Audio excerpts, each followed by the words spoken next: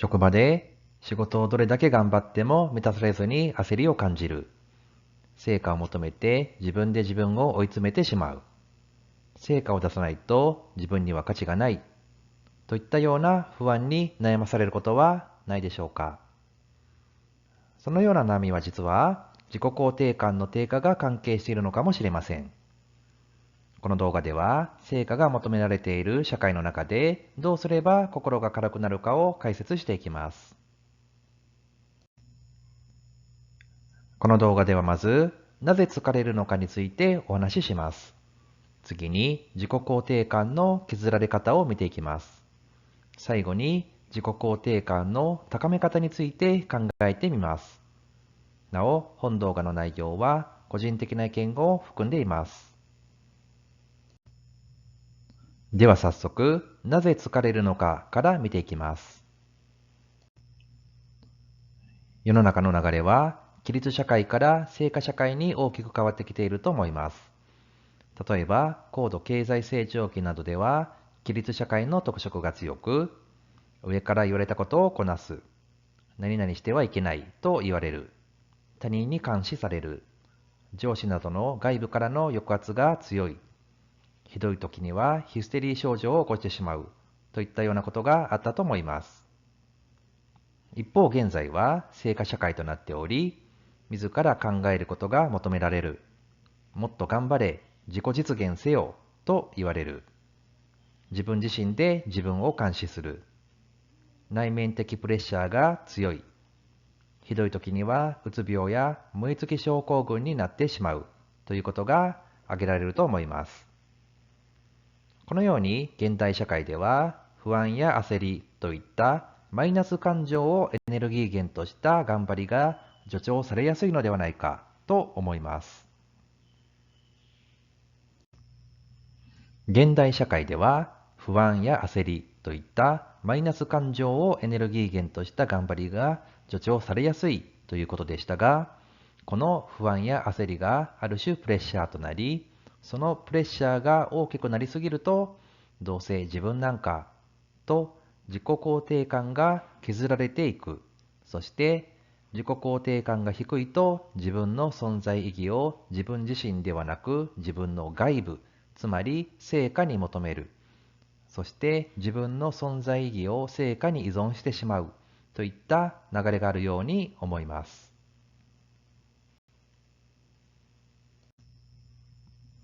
自分の存在意義を成果に依存すると、それがまた不安や焦りにつながり、もっと頑張らなきゃと思ってしまいます。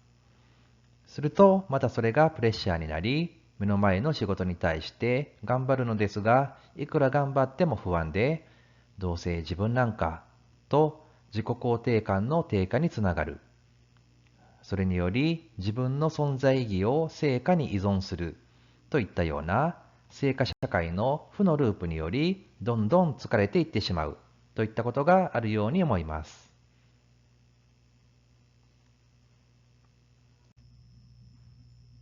次に具体例を通して自己肯定感の削られ方を見ていきます。自己肯定感の削られ方で代表的なものとして他人との比較と過去のトラウマがあります。他人との比較では例えば、同期が自分より先に昇進したり、大きなプロジェクトを任されたりしていることを受けて、自分は能力が低いのではないかと思い、無力感を感じたり、焦燥感に駆られたりするといったことが挙げられます。また、同僚の方が上司に気に入られているように見え、自分は人付き合いが苦手なのではないかと思い、自己評価を下げるといったことも考えられます。過去のトラウマでは例えば、大事なプレゼンで失敗したトラウマがあり、人前で話すのが怖い。人前に立つことに対して極端に消極的になるといったことが考えられます。また、仕事でミスしたトラウマにより、新しいチャレンジが怖い。前例に習ったことしかできなくなってしまうといったことが考えられます。ここで他人との比較の例として、同期が大きなプロジェクトを任されているときに感じる不安を構造化してみます。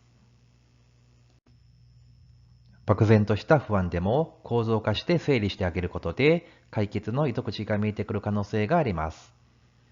この考え方につきましては、詳しくは過去の動画をご覧いただければと思いますが、大まかに言うと、考えや感情の裏には、実はそれに至るまでの事実、またその事実の認知、解釈があるという考え方です。特に同じ事実であっても、人によって認知の仕方、解釈の仕方が異なることがあり、その認知の仕方の違いによりトラブルが起こっているかもしれないということです。この考え方を今回の事例にも当てはめてみます。同期が大きなプロジェクトを任されていること自体は事実だとして、その事実を受けて自分と同期では優れているのはどっちだというと、同期の方だと思っているとします。そうすると、例えば自分は何をしてもダメなんだという無力感を感じてしまうことがあり得ます。その結果として、一見矛盾するようですが、自分はもっと頑張るべきなんだという考えが出てくることもあるでしょう。心に無力感を抱きながらも、罪悪感から、せめてできることはやろうと自分を無理やりにでも奮い立たせていく。台風のような強い逆風の中、なんとか少しずつでも前に進んでいこうと頑張る。その結果、どんどん疲れていくといったことはないでしょうか。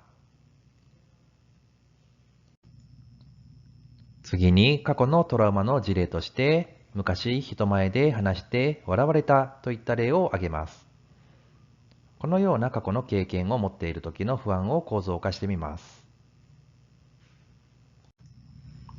過去の経験から形成された価値観として、自分は話すのが下手なんだというものが出来上がっているとします。人前で話すことを想像するだけで心臓がドキドキし、不安に襲われるといったこともあるでしょう。その結果、人前で話すのを避けるという行動に出てしまいがちになります。社会人になると、多かれ少なかれ人前で話すことは必要です。役職が上がればなおさらでしょう。本来、もっと話すべきだ。自分が話すべきだ。と頭では分かっていても、どうしても話すことができない。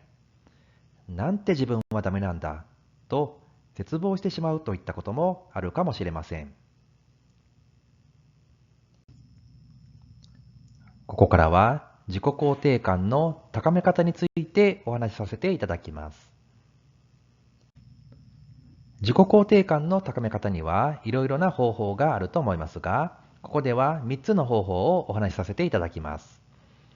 1つ目は今現在の自分の認知や価値観に気づくということ。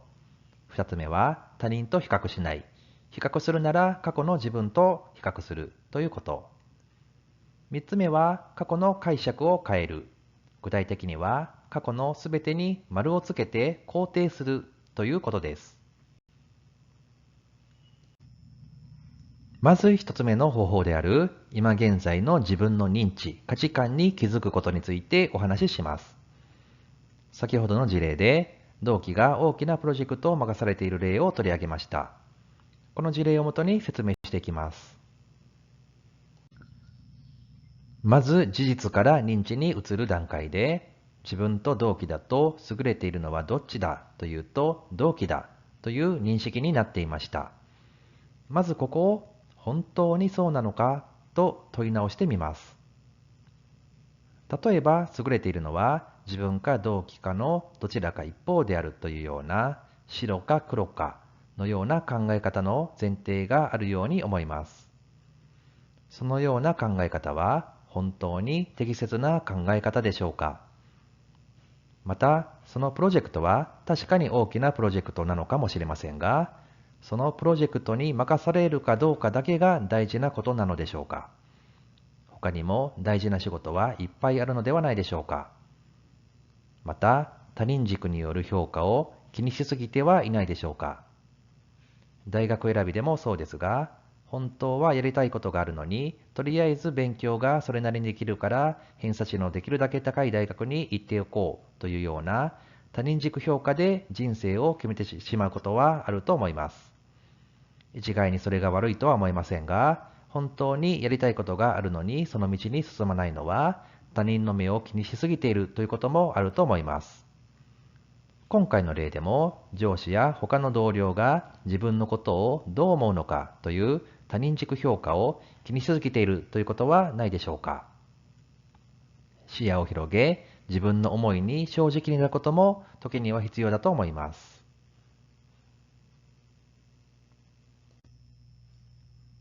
また、自分は何をしてもダメなんだという無力感について、何をしてもダメというのは過度の一般化をしていないでしょうか。その動機より自分の方が得意なこともあるのではないでしょうか。自分の良さを引き出せることは、そのプロジェクト以外に見つけることはできないのでしょうか。得意を見つけて自分の活かし方を考えてみるのもいいと思います。また、自分はもっと頑張るべきなんだという考えについて、自分に対して何々するべきというような過度なルール化を行っていないでしょうか。すでに頑張っている自分を見つめることも大切です。時には休むことで余裕が生まれ、新しい視野が手に入る可能性もあります。視野が狭い状況でいくら頑張っても目の前のことしか見えず、頑張りズムに陥ってしまう。結果として無駄な努力を繰り返してしまうということがあり得ます。そのようなことにならないためにも、ありのままの自分を大切にし、物事をもっと柔軟に捉えることが時には大事だと思います。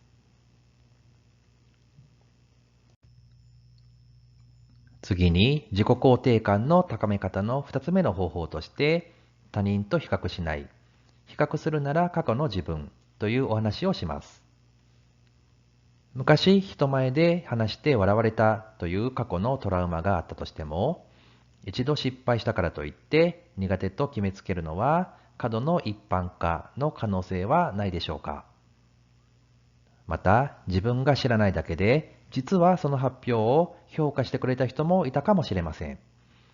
そのような人に今まで目を向けていなかった可能性はないでしょうか。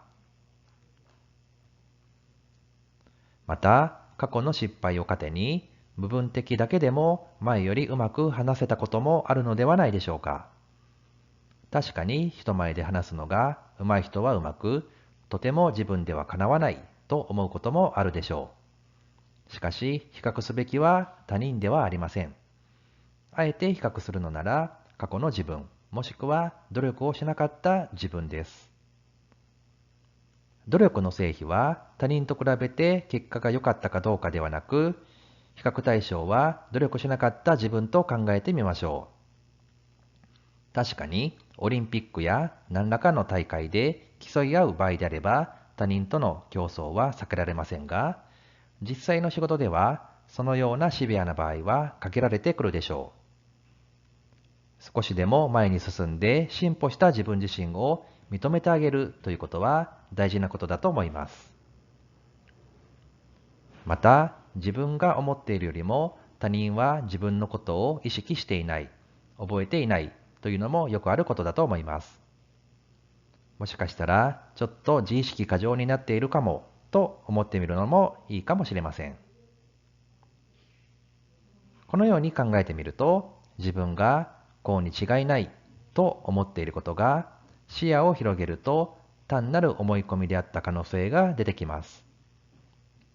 このように考えると、もっと気楽に構えることができるのではないでしょうか。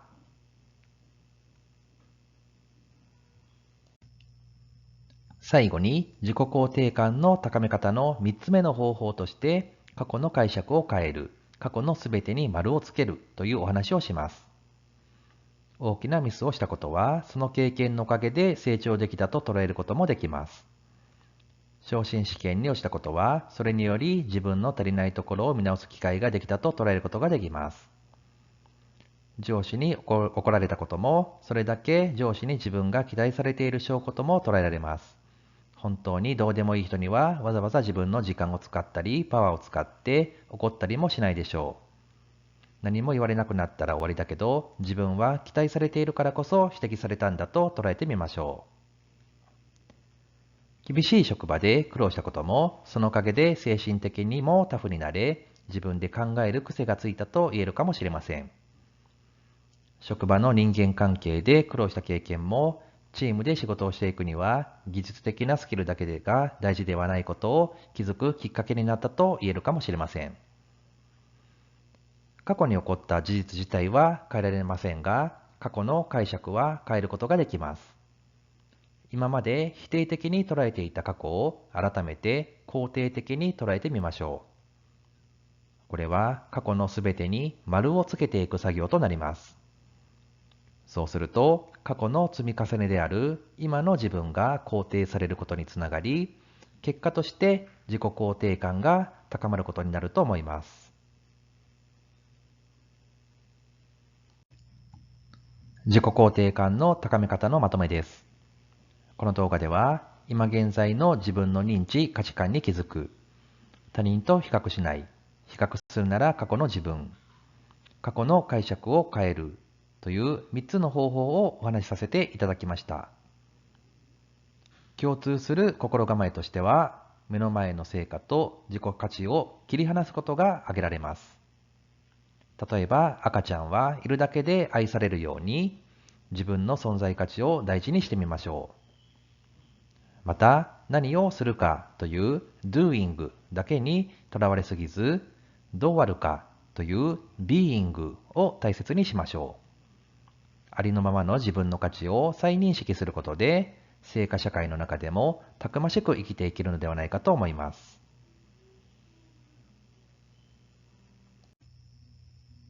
この動画を気に入った方はチャンネル登録をよろしくお願いします。